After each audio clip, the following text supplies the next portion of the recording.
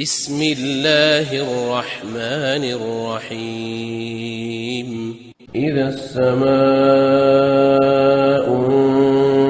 انشقت وأذنت لربها وحقت وإذا الأرض مدت وألقت ما فيها وتخلت وأذنت لربها وحقت يا أيها الإنسان إنك كادح إلى ربك كدحا فملاقيه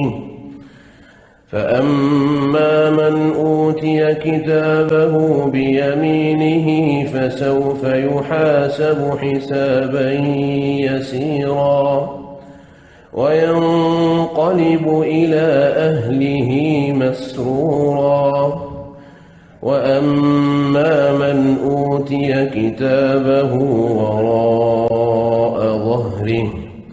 فسوف يدعو ثبورا ويصلى سعيرا إنه كان في أهله مسرورا إنه ظن أن لن يحور بلى إن ربه كان به بصيرا فلا أقسم بالشفق والليل وما وسق والقمر إذا اتسق لتركبن طبقا عن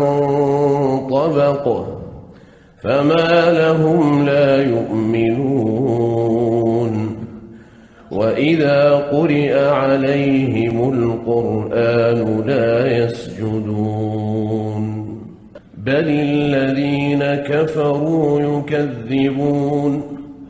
والله أعلم بما يوعون فبشرهم بعذاب أليم